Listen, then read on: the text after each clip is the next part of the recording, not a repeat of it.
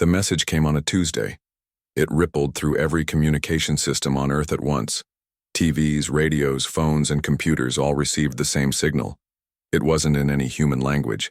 Instead, it was a series of mathematical patterns that scientists quickly recognized as intelligent. We are the Vespari. We approach in peace. Our arrival. One Earth cycle. Dr. Alan Foster was eating a sandwich when his boss called. Alan taught linguistics at Berkeley University, but his real specialty was understanding communication without words. He studied how animals, babies, and people from different cultures communicated when they didn't share a language. The government needs you, his boss said. Pack for a month. A car will pick you up in 2 hours. Alan didn't ask questions. The alien message was all anyone had talked about for days. He knew why they wanted him. The black car took him to a hidden facility. In Nevada, people in uniforms rushed around. Screens displayed the strange alien message being decoded in real time. Dr. Foster, a tall woman in a military uniform, approached him. I'm Captain Lisa Morgan. I'll be your security liaison. Alan shook her hand. Nice to meet you, though I wish it were under different circumstances. Don't we all? Lisa said with a tight smile. Follow me. The director wants to brief you personally. They walked through long hallways with armed guards. Alan had never been in a place with so much security. It made his stomach tight with worry. Director Paul Wright was a gray-haired man with tired eyes. He didn't waste time on pleasantries. 1 year, Dr. Foster. That's how long we have until they arrive. We need to figure out how to talk to them. With respect, sir, we already are talking to them, Alan said. They sent a message. We can send one back. It's not that simple, said a woman standing near a large screen. She introduced herself as Dr. Olivia Green, an astrophysicist. The message came from over 50 light-years away, but they say they'll be here in 1 year. That means they can travel faster than light. Alan whistled. So they're way ahead of us technologically. Exactly, Director Wright said. And we have no idea if peace means the same thing to them as it does to us. For the next week, Alan worked with a team of scientists to craft a response message.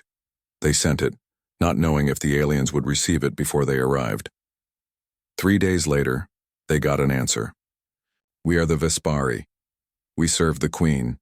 The Queen wishes to speak with your leaders. The next few months were a blur of activity.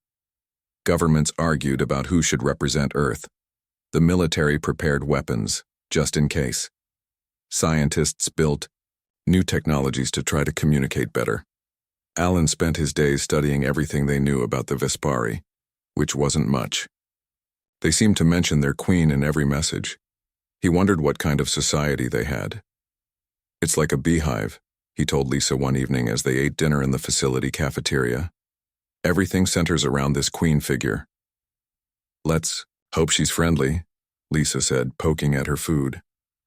As the months passed, more alien messages arrived. The Vespari weren't coming alone. They were bringing representatives from something called the Galactic Alliance. The Vespari mothership hung in Earth's orbit like a second moon. It didn't look like anything humans had imagined aliens would build. Instead of metal and straight lines, it seemed almost alive, a massive structure with curves and patterns that shifted slowly, glowing with soft blue light. Alan stood with Lisa and other officials at the landing site, a wide field outside of Denver that had been converted into a makeshift diplomatic zone. Massive screens showed people around the world. What was happening? Are you nervous? Lisa asked, adjusting her uniform. Terrified, Alan admitted, but also excited. We're about to meet beings from another world. A smaller ship detached from the mothership. It descended slowly, silent despite its size. When it landed, no door opened. Instead, a section of the wall simply disappeared. The first aliens to step onto Earth soil weren't the Vespari. They were tall, slender beings with 4 arms and skin that shimmered like oil on water. They called themselves the Trell, ambassadors of the Galactic Alliance. We come before the Vespari to prepare you, the lead Trell said in perfect English. Their presence can be overwhelming to new species. Only then did the Vespari emerge. They moved like smoke given form, their bodies shifting between solid and vapor. Each had many eyes, small glowing orbs that floated around their main mass. The sight made some human officials step back. The Vespari didn't speak. Instead, another alien stepped forward, a small round being with too many fingers on each hand. "I am Krelb, a resonant for the Vespari Queen," it said. "I will translate her will to you."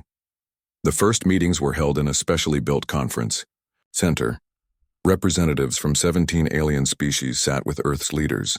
Alan watched and listened, taking careful notes. It quickly became clear that something was wrong. The aliens argued among themselves. The Vespari representatives would stop mid-discussion and go silent for long periods. Krelb explained they were receiving guidance from the Queen. After 3 days, little progress had been made.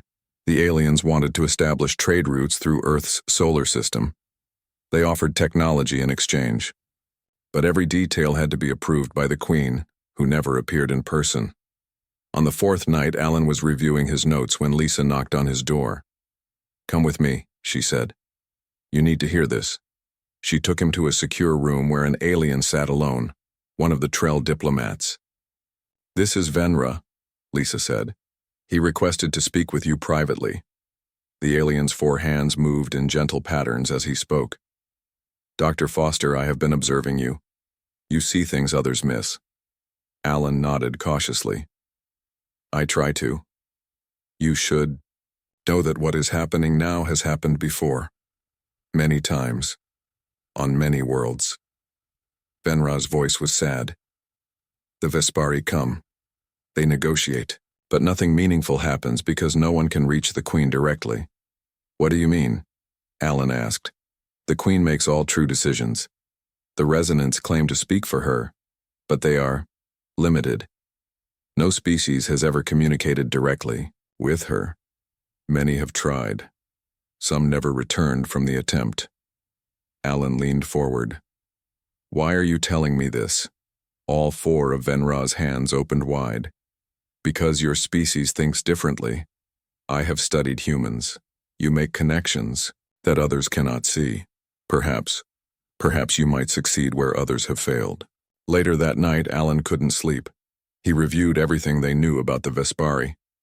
He noticed patterns in the Queen's instructions that came through the resonance. There was something there, something no one else had seen. The next morning, he asked to observe the resonance more closely. He watched how they moved, how their eyes blinked when receiving messages from the Queen. "She's not using words," he mumbled to himself. "She's using something else entirely." Lisa stood beside him. "What did you say?" Alan turned to her, his eyes wide with realization. "I think I know why no one can reach the alien Queen. And I think I know how a human might be able to do it. We're about to join the interstellar community," Alan said during a briefing. "This is bigger than first contact with one species.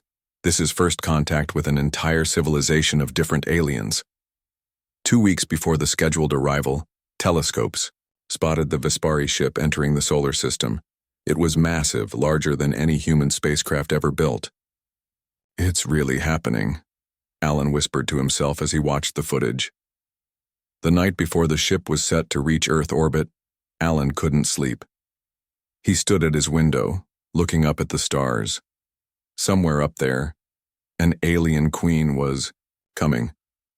And somehow he needed to find a way to understand her. Tomorrow, everything would change.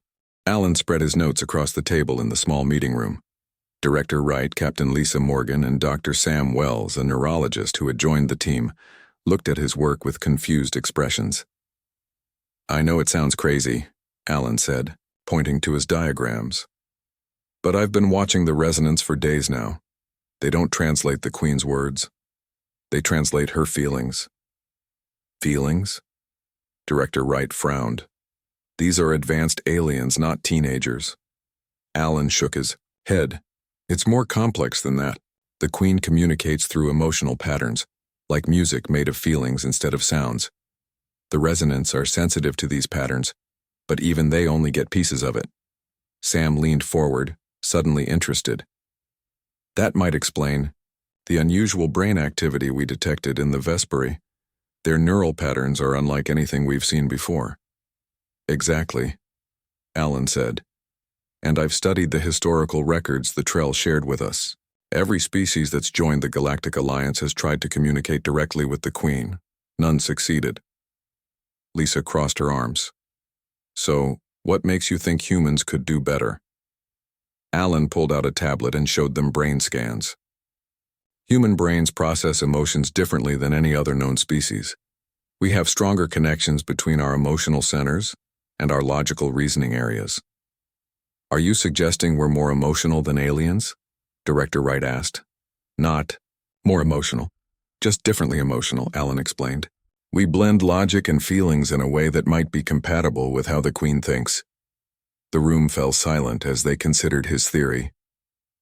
Even if you're right, Lisa said finally, how would we test this? Alan took a deep breath. I want to request a direct audience with the Queen. Director Wright stood up quickly. Absolutely not. Venra told you people have disappeared trying this. Other species have disappeared, Alan corrected. No human has ever tried.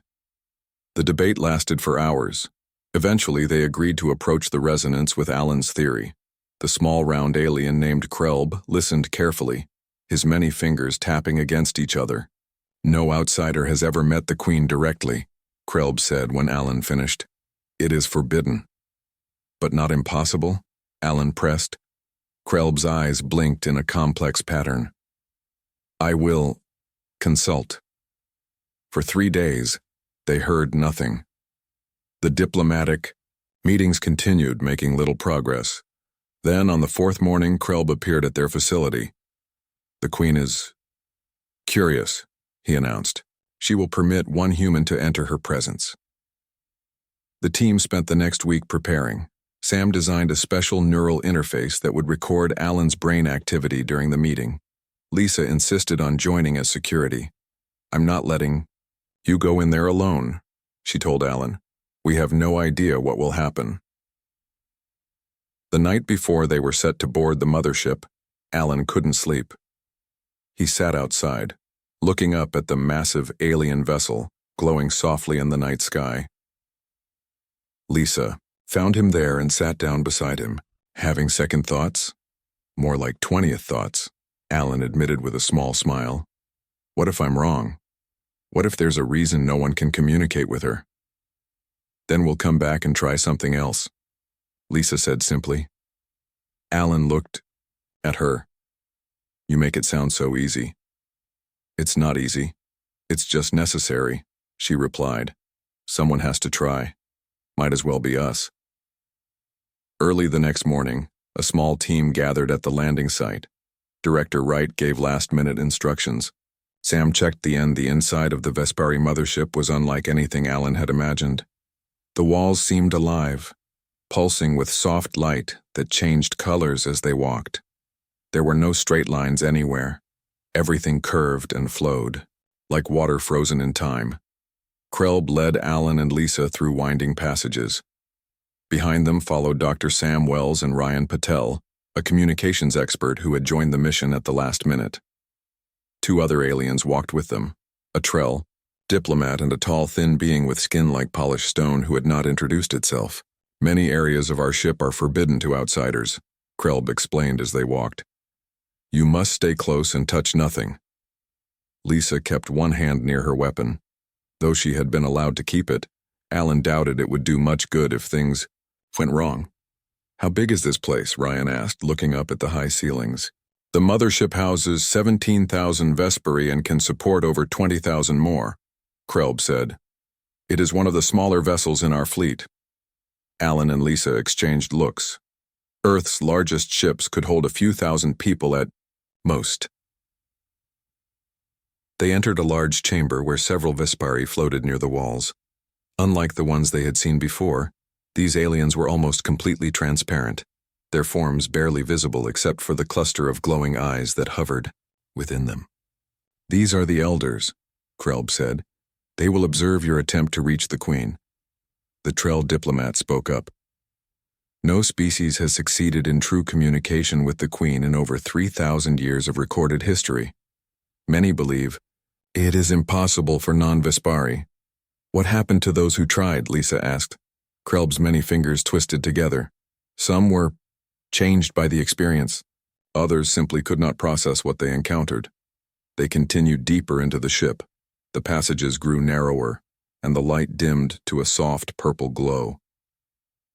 Alan felt a strange pressure in his head, like the feeling just before a thunderstorm. "I'm getting some unusual readings," Sam said, checking a small device he carried. "The energy patterns here are unlike anything on Earth." Ryan rubbed his temples. "Does anyone else have a headache? It's getting worse the further we go. The Queen's presence affects different species in different ways," Krelb said. "This is why we have resonance."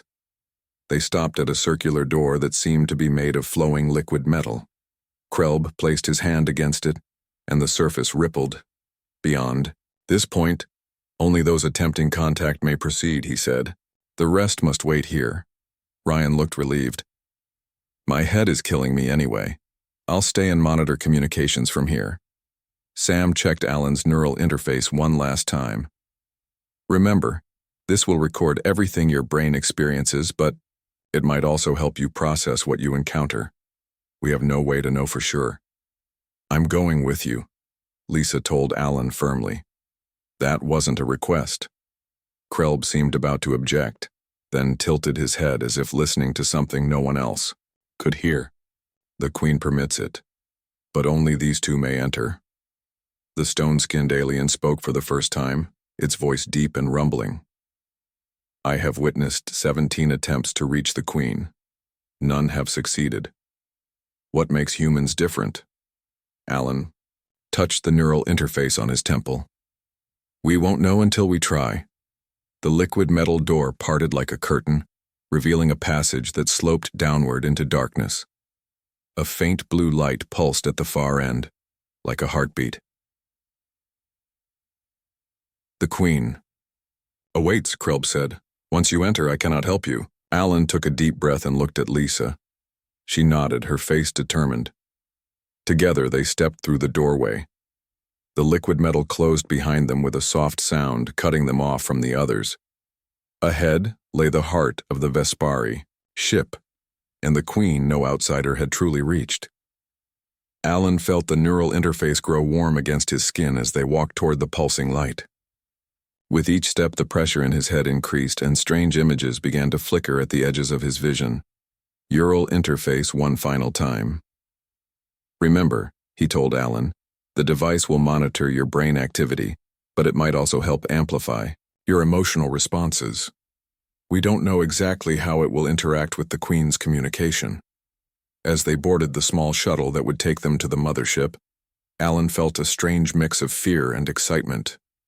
No human had ever been this close to an alien queen. No one from any species had succeeded in truly reaching her. He was about to attempt the impossible. The passage wound downward like a spiral. With each step, the blue light ahead grew stronger. Alan felt as if he were walking through water, though the air remained dry. Beside him, Lisa moved with careful steps, her eyes constantly scanning for danger. "You okay?" she whispered. Alan nodded, though he wasn't sure if that was true. The neural interface on his temple felt hot now, and strange patterns danced at the edges of his vision.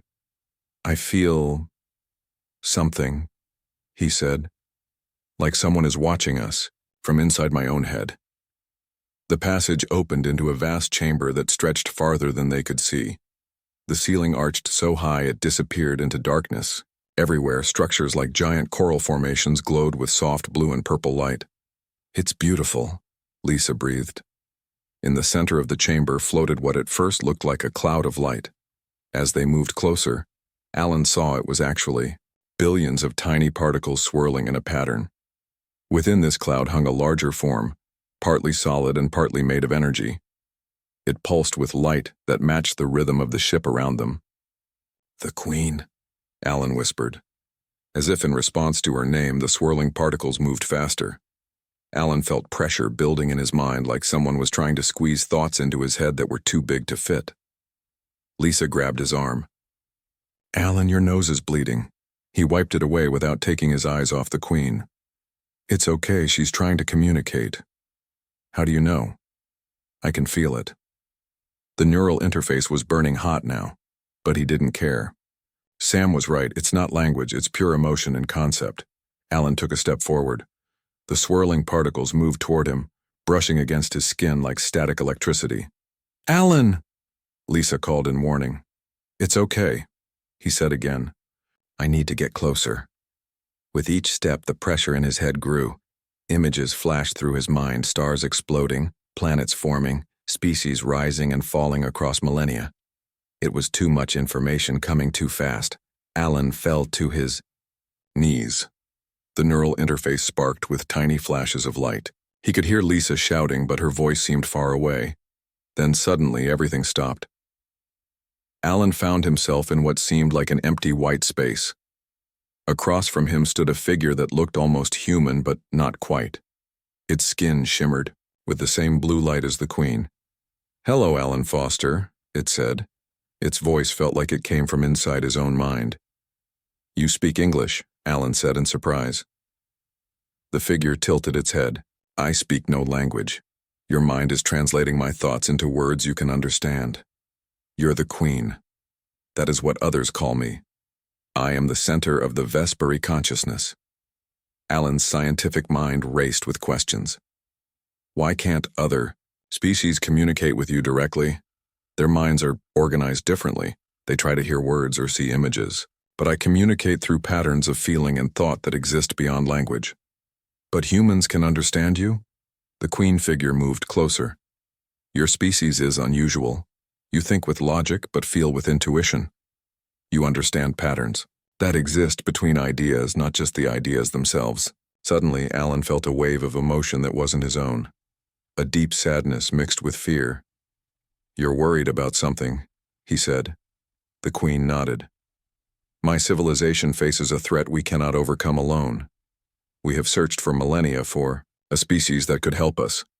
The Galactic Alliance has many members with many skills, but none can see the solution to this problem. What is the threat? The Queen figure reached out and touched Alan's forehead. Instantly, his mind was filled with the image of a dark wave moving through space, swallowing stars and planets in its path. It comes, the Queen said, and if it cannot be stopped, all life in this part of the galaxy will end. Back in the white mental space, Alan tried to process everything the Queen was showing him. Images of the dark wave destroying entire solar systems flashed through his mind. He could feel the deaths of billions as if they were happening to him. This is too much, he gasped, falling to his knees. The Queen's figure knelt beside him. I apologize. Your mind is strong but not used to this form of communication. Alan took deep breaths, trying to focus. What is this thing? This dark wave? We call it the void. It is a tear in space-time that consumes energy and matter. It started small centuries ago, but grows with everything it absorbs. Like a black hole? Similar but different. A black hole follows the laws of physics as you understand them. The void breaks those laws. It should not exist, but it does. Alan struggled to understand. If it breaks the laws of physics, how can anyone stop it? The Queen's eyes glowed brighter. That is why we need humans. Your species thinks sideways. You find solutions where others see only problems. Outside, the mental space in the physical chamber, Lisa watched in horror as Alan collapsed to the ground. His body shook, and the neural interface sparked wildly. The swirling particles of the Queen surrounded him completely now. Alan, Lisa called, trying to reach him, but an invisible force held her back.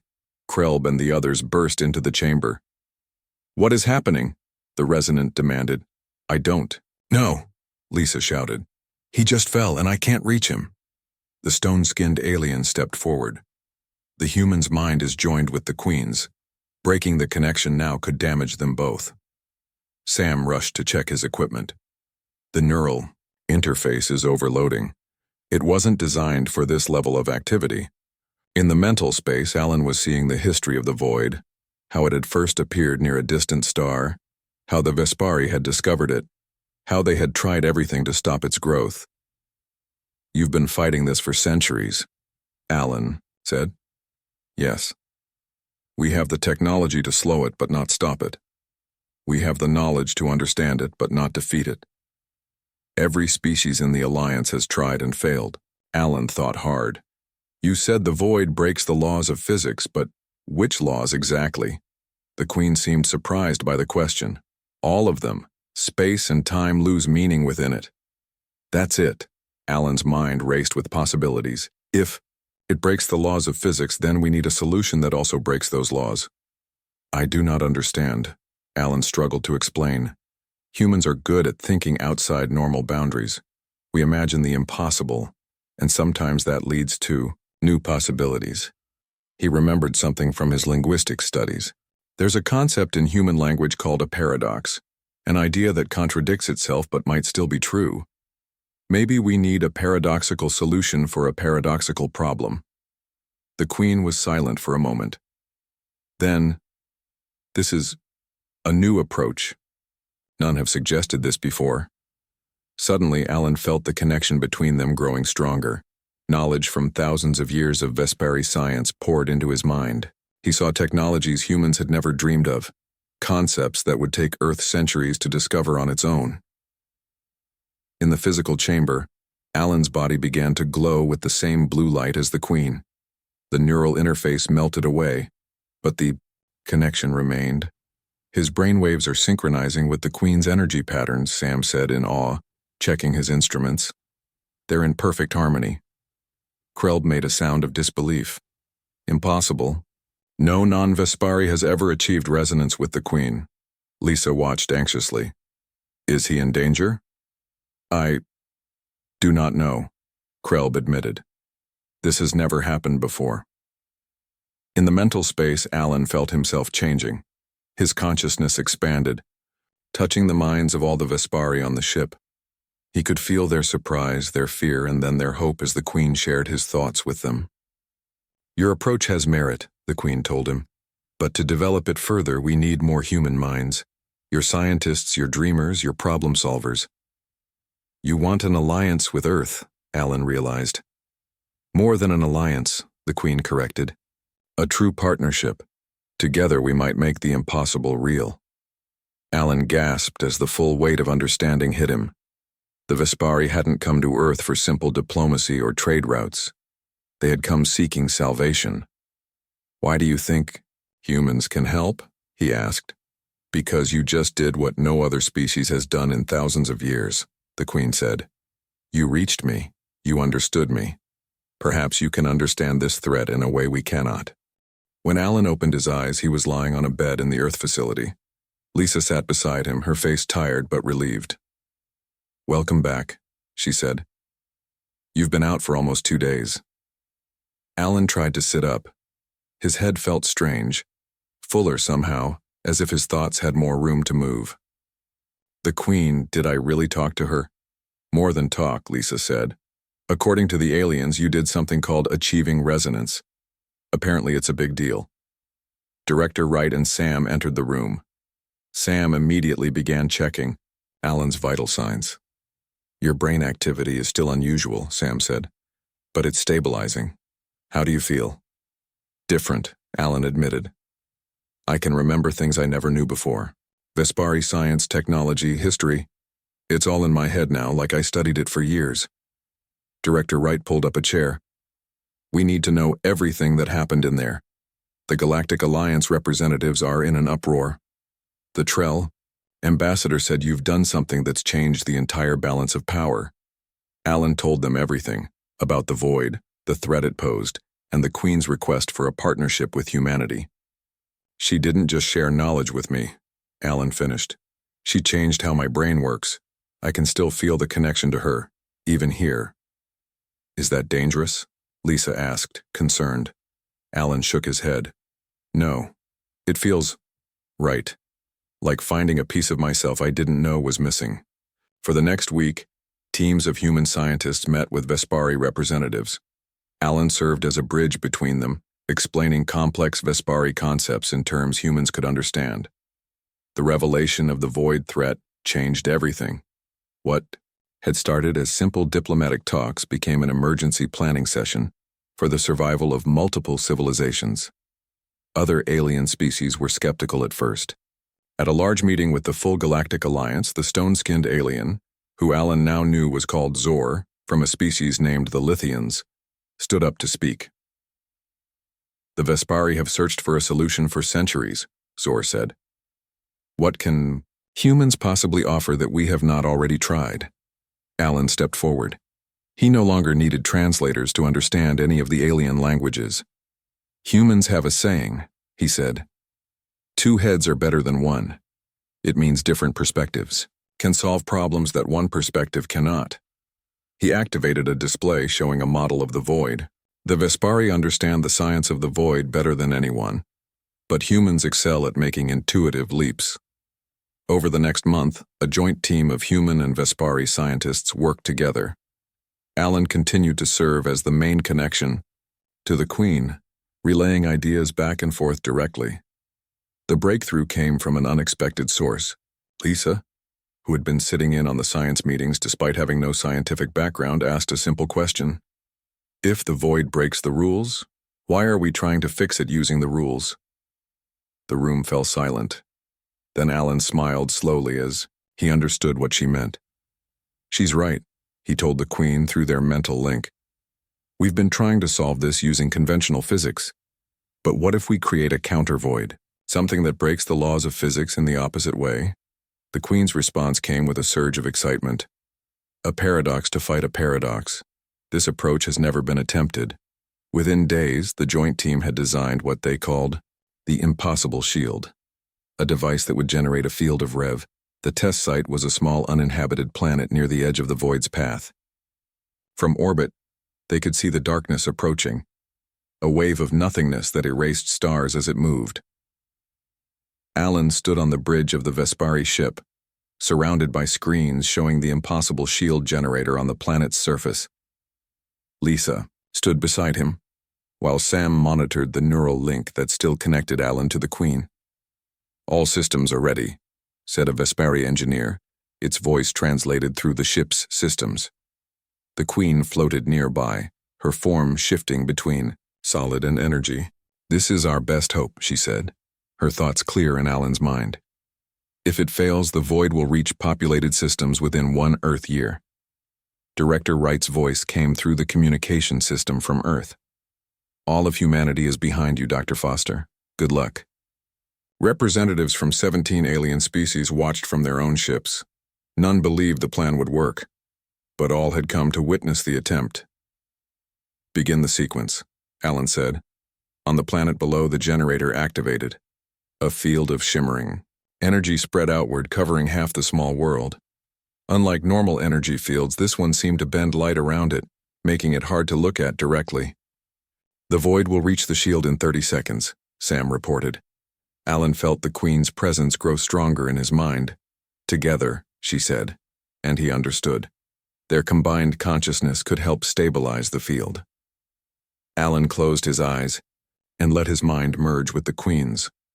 Together they reached out to the shield, feeling its structure, reinforcing the paradoxical equations that made it possible. 10 seconds, Lisa said, her voice tense. Everyone watched as the edge of darkness approached the shield. When they met, there was no explosion, no dramatic blast. Instead, the void simply stopped. Where it touched the shield, both seemed to cancel each other out, creating a boundary of normal space. "It's working," Sam whispered in disbelief. The shield held as the void continued to press against it. Minutes passed, then an hour. The dark wave could not penetrate the field of reversed physics. Cheers erupted across all ships. Species that had been enemies for centuries celebrated together. The Queen's form glowed brighter with joy and relief.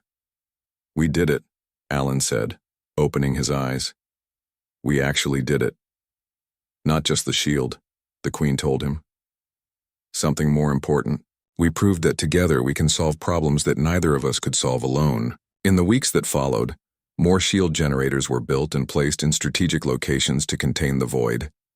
Earth became the center of a new era of cooperation among the Galactic Alliance. 6 months later, Alan stood with Lisa in a grand hall built specially for the occasion. Representatives from every Alliance species filled the room. At the center stood the Queen, visible to all. "Today we welcome humanity as full members of the Galactic Alliance," she announced, "and we recognize their unique contribution to our shared future." Director Wright accepted the formal recognition on behalf of Earth. Then the Queen continued. "For thousands of years the Vespari have stood apart, communicating only through resonance. Today, that changes. Alan Foster has shown us that true connection is possible between different minds." She turned to Alan.